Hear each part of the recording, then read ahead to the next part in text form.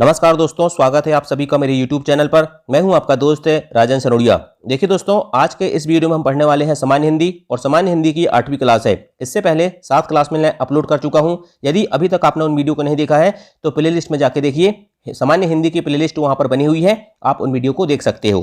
ठीक है, यहाँ पर दोस्तों हम सामान्य हिंदी के जो ओल्ड क्वेश्चन पेपर है MP पटवारी के 2017 में जो पेपर हुआ था उसके क्वेश्चन को सॉल्व करने वाले हैं। इसके बाद दोस्तों मैं आपको ग्रुप 2 सब ग्रुप 4 के ओल्ड क्वेश्चन पेपर सॉल्व करवाऊंगा और उसके बाद दोस्तों MP फॉरेस्ट गार्ड के ओल्ड क्वेश्चन पेपर सॉल्व कराऊंगा। इसके बाद दोस्तों जब हम पूरे ओल्ड क्वेश्चन पेपर सॉल्व कर लेंगे तो उसके बाद हम टॉपिक वाइज एक एक टॉपिक को डिटेल से पढ़ेंगे। ठीक है, लेकिन पहले दोस्तों जब तक आपने ओल्ड क्वेश्चन पेपर के आप मेरे पूरे वीडियो देख लोगे तब तक आपके मान के चलो कि हिंदी 80 से 90% कंप्लीट हो चुकी होगी। ठीक है, कुछ ऐसे फैक्ट दोस्तों जैसे विलोम शब्द हो गया, पर्यायवाची शब्द हो गया, ठीक है, इस प्रकार की जो वोकैबुलरी रहती है हिंदी की उनको हम टॉपिक वाइज पढ़ेंगे लास्ट में और आपका पूरा सिलेबस में आपको कंप्लीट करा दूंगा। ठीक है, आप एक बार क्लास को जरूर देखें दोस्तों। आपको यदि निश्चित तौर पे क्लास पसंद आएगी, ठीक है, तो आप आगे क्लास देखना, नहीं तो मत देखना। चलिए शुरुआत करते हैं क्वेश्चन नंबर 1 से।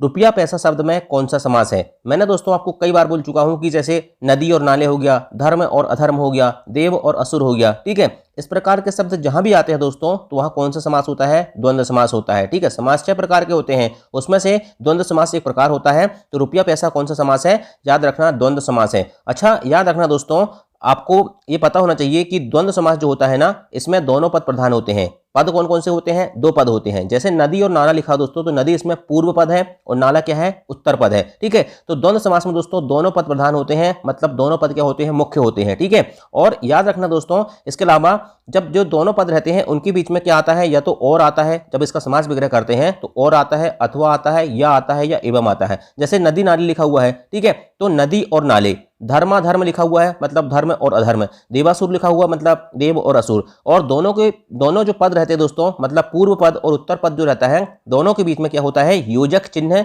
लगा रहता है। याद रखना दोस्तों, ये जो डैश होता है ना, इसको योजक चिन्ह कहते हैं। क्या कहते हैं? योजक चिन्ह कहते हैं। अच्छा, एक चीज और याद रखना, कभी आपसे पूछ लिया जाए कि जो अव्ययभाव समास रहता है उसमें कौन सा पद प्रधान रहता है, तो याद रखना पूर्व पद प्रधान रहता है। उत्तर पद किसमें प्रधान रहता है? तत्पुरुष समास, कर्मधारय समास और द्विगु समास में रहता है। दोनों पद किसमें प्रधान रहते हैं? द्वंद्व समास में। और बहुब्रीहि समास में दोस्तों याद रखना दोनों पद अप्रधान होते हैं, मतलब कोई भी पद इसमें प्रधान नहीं होता, इसमें कोई तीसरा अर्थ निकलता है। जैसे उदाहरण के लिए लंबोदर, लंबा है उदर जिसका, अर्थात भगवान श्री गणेश। ठीक है, वहां क्या होता है? तीसरा अर्थ निकलता है। यहां से भी क्वेश्चन पूछा जाता है कि कौन से समास में कौन सा पद प्रधान रहता है। ठीक है, इसलिए पूरे ध्यान से इसको देख लेना। चलिए शुरुआत क्वेश्चन नंबर 2 देखते हैं। क्वेश्चन नंबर 2 है, मक्खियां मारना मुहावरे का अर्थ निम्न में से कौन सा है? हम कहते हैं ना, घर में बैठ के मक्खी मारोगे क्या, चलो घूम के आते हैं, ऐसा बोलते हैं ना। तो याद रखना दोस्तों, मक्खी मारने का मतलब होता है बेकार में बैठे रहना, कोई काम नहीं करना। ठीक है, इसलिए मक्खी मारने मुहावरे का अर्थ क्या होता है? बेकार बैठे रहना। अच्छा, आपको एक चीज बता देना चाहता हूं दोस्तों कि आप क्या करना, मुहावरे को गूगल क्रोम में सर्च कर सकते हो। आप गूगल क्रोम में जाइए और हिंदी मुहावरा लिखिए। आपको जैसे आप कहीं खाली समय में बैठे हो ना, तो ये काम करते रहा करो।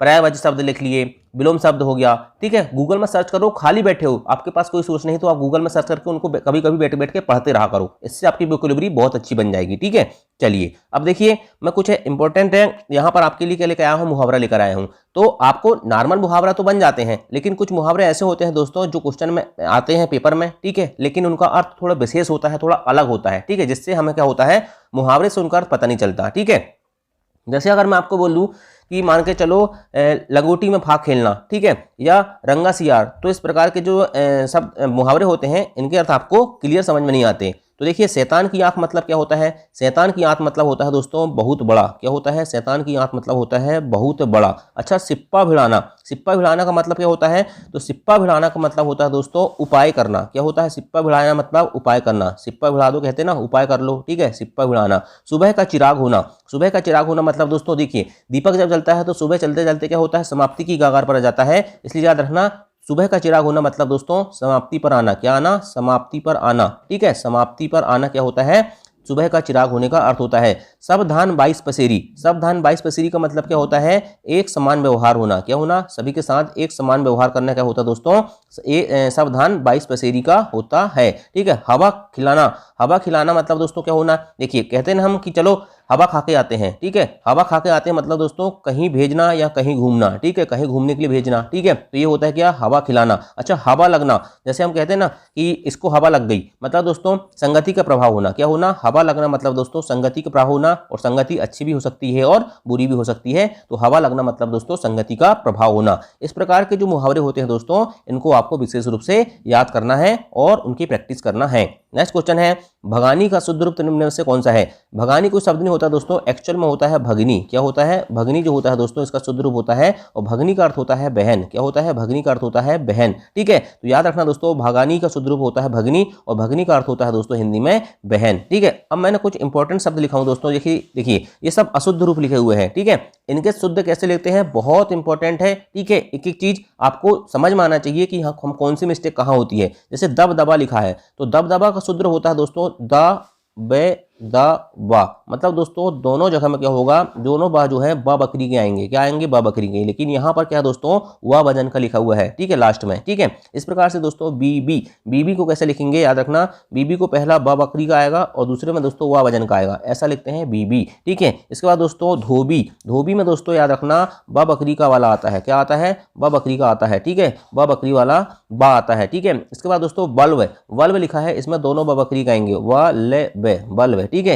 इसके बाद दोस्तों कवियत्री लिखा है, तो याद रखना कवियत्री ये बहुत इंपॉर्टेंट है, और इसको लिखते हैं कवयित्री, क्या लिखते हैं, कवयित्री, ठीक है। इसके बाद दोस्तों स्वास्थ्य, स्वास्थ्य को दोस्तों स्वास्थ्य को लिखते हैं स्वास्थ्य, आधा था और या, ऐसा लिखते हैं स्वास्थ्य को, ठीक है। सामर्थ्य को दोस्तों सा मा आधा था और रमे रेप, ठीक है, सामर्थ्य। आविष्कार देखिए दोस्तों, यहाँ आविष्कार में बड़ा आता है, क्या आता है, बड़ा आता है, आविष्कार होता है ये, ठीक है, आविष्कार होता है। इस प्रकार दोस्तों पिंजड़ा, पिंजड़ा नहीं होता दोस्तों, ये होता है पिंजरा, क्या होता है, पिंजरा होता है। तो इस प्रकार की बर्तनी शुद्धि भी आपको एक एक बार लिख के जरूर देखना चाहिए। चलिए नेक्स्ट क्वेश्चन देखते हैं, चढ़ चेतक पर तलवार उठा करता था भूतल पानी को, राणा प्रताप सर काट काट करता था सफल जवानी को, कौन सा रस है। रस दोस्तों आपको पता है 9 प्रकार के होते हैं, ठीक है, एक बात्सल रस के 10 हो जाता है और एक भक्ति रस की 11 हो जाते हैं, ठीक है। सारे रसों के बारे में दोस्तों मैंने पिछली क्लास में आपको बता चुका हूं कि कौन सा स्थायी भाव किसका होता है, ठीक है, रसों के नाम भी बता चुका हूं।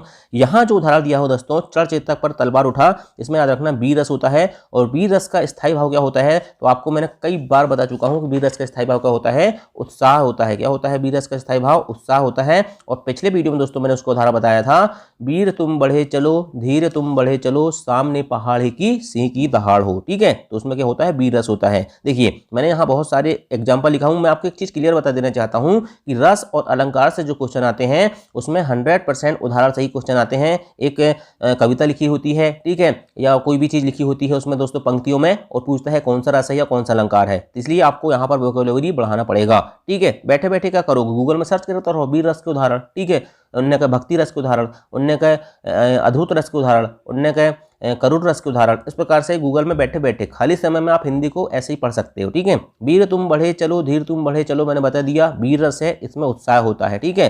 तंबूरा ले मंच पर बैठे प्रेम प्रताप, और साज मिले 15 मिनट घंटा भर अलाप। देखिए दोस्तों पढ़ाते पढ़ाते मेरे को ये सब याद हो गए हैं, ठीक है, लेकिन मैंने एक ही लाइन लिखा हूँ, ठीक, क्योंकि आपको ज्यादा कंटेंट देना है। तंबूरा ले मंच पर बैठे प्रेम प्रताप, इसमें दोस्तों हास्य रस होता है, कौन सा रस होता है, हास्य रस, और इसका स्थायी भाव का होता है हास होता है।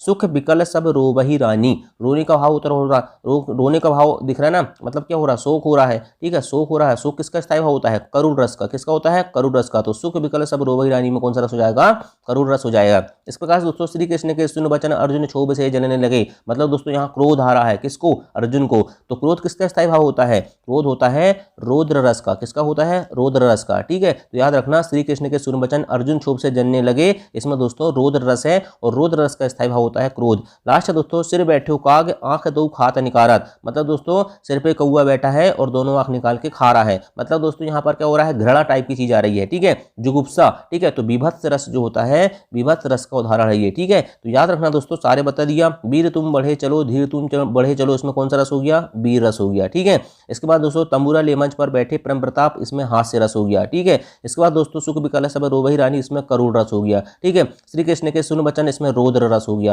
ठीक है। इसके बाद सिर बैठो काग आंख दो खात निकाला, इसमें दोस्तों विभत्स रस हो गया, कौन सा रस हो गया, विभत्स रस हो गया, ठीक है। तो आपको इस प्रकार से 5-5, 6-6 एग्जाम्पल हर दिन पढ़ना चाहिए, ठीक है। कहाँ से, गूगल क्रोम में सर्च करके, ठीक है।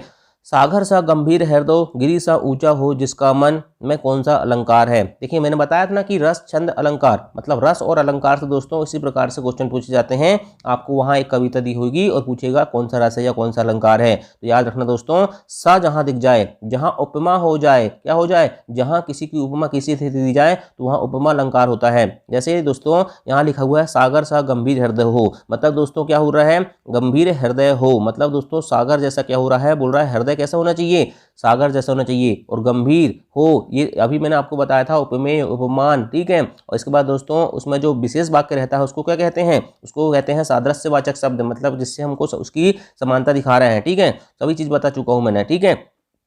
तो चलिए देखते हैं उपमा अलंकार को।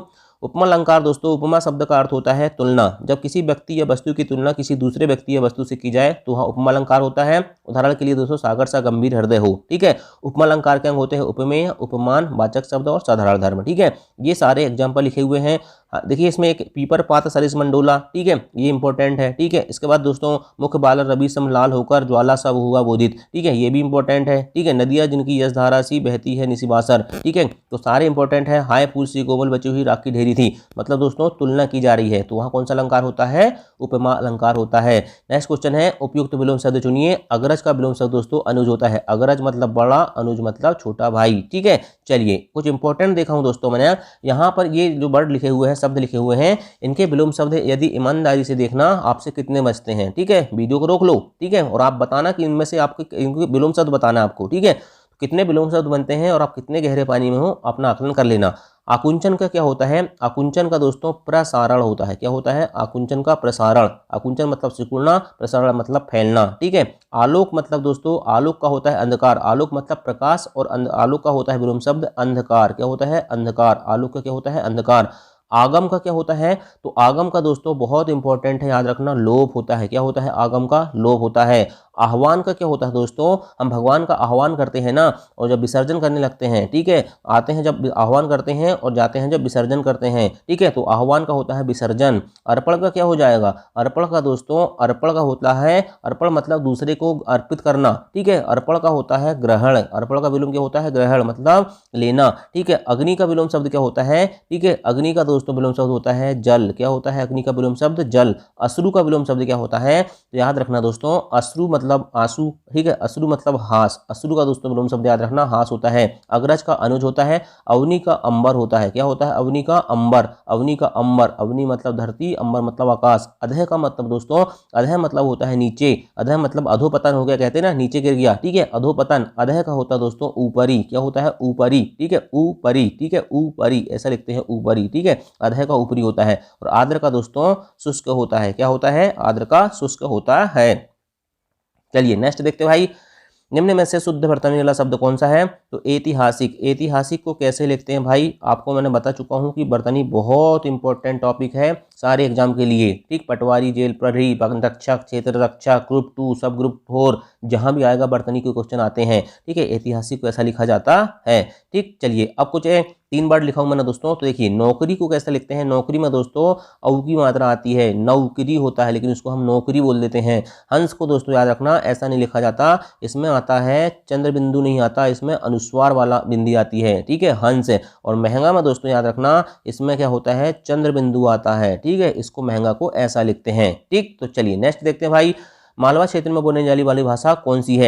एमपी फॉरेस्ट गार्ड में दोस्तों आपको बता देना चाहता हूं कि एमपी में जो हिंदी है बोली है, ठीक है, उनसे भी क्वेश्चन आते हैं। तो मालवा क्षेत्र में बोलने जाने वाली भाषा मालवी है। क्या है, मालवी है। अब मैं सारे मध्य प्रदेश की बोलियों को नाम बता देता हूं दोस्तों, और कौन कौन से क्षेत्र में बोली जाती है उनसे भी क्वेश्चन पूछे जाते हैं। जैसे क्वेश्चन आएगा कि भिंड, मुरैना, ग्वालियर में कौन सी बोली बोली जाती है, तो ब्रज भाषा बोली बोली जाती है। या पूछ ले कि मध्य प्रदेश के उत्तरी जिलों में मुख्य रूप से कौन सी भाषा बोली जाती है, तो ब्रज भाषा बोली जाती है। या चंबल में, ठीक है, तो याद रखना कौन सी बोली बोली जाती है, ब्रज भाषा बोली जाती है। निमाड़ी दोस्तों खंडवा, खरगोन, धार, देवास, बड़वानी, झाबुआ, इंदौर में बोली जाती है। भीली, रतलाम, झाबुआ, रतलाम, खरगोन, अलीराजपुर में बोली जाती है। कोरकू, बैतूल, होशंगाबाद, छिंदवाड़ा, खरगोन, ठीक है। मालवी, आपको पता है दोस्तों, आपने यदि मध्य प्रदेश का जीके पढ़ा होगा, मैंने बहुत अच्छे से पढ़ाया था प्राकृतिक प्रदेश। यदि आपको मालवा, सतपुड़ा, विंध्याचल, बघेलखंड, बुंदेलखंड, मध्य भारत, मध्योच्च प्रदेश, ठीक है, ये सब अच्छे से पता होगा दोस्तों, तो आपको ज़्यादा दिक्कत नहीं होगी इसको समझने में। मैंने मध्य प्रदेश की जनजाति भी पढ़ा चुका हूँ, मध्य प्रदेश का जीके एमपी फॉरेस्ट गार्ड के लेवल का सारा पढ़ा चुका हूँ, ठीक है। और दोस्तों अगर आप सोचोगे कि वो जीके आप सिर्फ एमपी फॉरेस्ट गार्ड के लेवल का पढ़ रहे हो, नहीं, अभी दोस्तों एमपी फॉरेस्ट गार्ड के अलावा वो एमपीपीएससी में भी आपको काम आ सकता है, ठीक। जैसे ही दोस्तों पटवारी का पेपर होगा मैं फिर से एमपीजी के स्टार्ट करूंगा, ठीक। चलिए, अनेकार्थी शब्दों का सही जोड़ा क्या है, तो याद रखना दोस्तों, आकाश का अंबर, ठीक है, आकाश का अंबर। दोस्तों आकाश मैंने बताया था ना, अवनी को क्या कहते हैं, अवनी का विलोम शब्द हमने पढ़ा था अंबर। अंबर मतलब क्या होता है, आकाश होता है। तो आकाश और अंबर दोस्तों दोनों के क्या होते हैं, एक ही अर्थ होते हैं, ठीक है। चलिए, सूर्य चंद्रमा अलग अलग हो जाते हैं, तरणी तनड़ी भी अलग अलग हो जाते हैं। प्रणाम और प्रमाण, प्रणाम मतलब दोस्तों किसी को नमस्कार करना, प्रमाण मतलब दोस्तों क्या होता है, प्रमाण मतलब दोस्तों सबूत होता है, ठीक है। तो ये अलग हो जाएगा, ठीक। चलिए, कुछ इंपॉर्टेंट शब्द बता रहा हूँ, जैसे अंबर हो गया, आकाश बोलते हैं, अमृत भी बोल सकते हैं उसको, और वस्त्र भी बोल सकते हैं, वस्त्र को अंबर भी बोलते हैं। जैसे ये चीज़ आपको समझ नहीं आएगी। देखिए, ये सब क्या है, अनेकार्थी शब्द हैं, लेकिन आपको यहाँ से मेरे को लग रहा है दोस्तों समझ में नहीं आएगा। समझाने के लिए मुझे कुछ एक्स्ट्रा उदाहरण अलग से बताना पड़ेगा। जैसे दोस्तों मान के चलिए, मैंने बोला कर, क्या बोला, कर। कर का मतलब क्या होता है, आपको पता होगा दोस्तों कि कर लगने वाला है भैया, क्या इनकम टैक्स वाले आया है कर लगाने के लिए, या कौन कौन से कर। तो कर का मतलब दोस्तों याद रखना, एक तो होता है टैक्स, क्या होता है, कर का मतलब टैक्स होता है, और कर का मतलब दोस्तों हाथ भी होता है, ठीक है। तो ये अनेकार्थी शब्द होते हैं, ठीक। इसी प्रकार दोस्तों जैसे मान के चलो कर्ण, कर्ण बोल दूं दोस्तों तो आपके मन में आएगा कि सर कर्ण मतलब तो कान होता है, लेकिन कर्ण का मतलब दोस्तों एक कर्ण एक व्यक्ति भी था, ठीक है, अर्जुन की जिससे लड़ाई होती थी महाभारत में, ठीक। तो कर्ण किसी का नाम भी हो सकता है। इसी प्रकार दोस्तों कनक, कनक का मतलब दोस्तों आपको पता है, कनक का कनक कनक ते सौगुनी मादकता अधिकार, या खाए बोराए जग व पाए बोराए। तो वहाँ एक कनक का मतलब होता है सोना, और एक का मतलब होता है धतूरा, क्या होता है, धतूरा। लेकिन इसके अलावा दोस्तों कनक क्या होती है, घर में कनक की रोटी बनती है ना गेहूं से, तो गेहूं भी इसका अर्थ होता है। इसके अलावा दोस्तों पलाश भी होता है। अनेकार्थी शब्द बहुत डिफिकल्ट हैं, यदि नहीं पढ़ोगे तो एग्जाम में नहीं बनेगा। इस प्रकार दोस्तों मैंने बोल दिया कुल, कुल मतलब दोस्तों आपको पता होगा, विज्ञान में पढ़ते होंगे, कुल मतलब वंश भी होता है, ठीक है। और दोस्तों कुल मतलब टोटल मतलब सब भी होता है। अगर जैसे दोस्तों मैंने बोल दिया घन, घन का मतलब क्या होता है, घन मीटर होता है, ठीक है, बादल भी होता है, ठीक है, और घन मतलब एक पटकने वाला हथौड़ा भी होता है, ठीक है। तो ये सब चीजें दोस्तों अनेकार्थी शब्द में आते हैं, ठीक। चलिए नेक्स्ट क्वेश्चन देखते हैं, पाप पुण्य में कौन सा समास है। पाप पुण्य में द्वंद्व समास है। पहला क्वेश्चन भी द्वंद्व समास का आया था, और लास्ट क्वेश्चन भी द्वंद्व समास का आया है। दोनों पद प्रधान होते हैं, और इसमें योजक चिन्ह आता है, ठीक है। और मैंने आपको बताया था कि द्वंद्व समास जो होता है दोस्तों, द्वंद्व समास से क्वेश्चन आते हैं, ठीक है। क्या होता है, द्वंद्व समास से क्वेश्चन आते हैं, जैसे देव बासुर हो गया, तो देव और असुर, धर्माधर्म, तो सारे दोस्तों आपको क्या करना है, याद करना है, ठीक। आशा करता हूं दोस्तों वीडियो पसंद आया होगा। यदि वीडियो पसंद आया होगा तो क्लास को लाइक करना। Thank you. जय हिंद, जय भारत।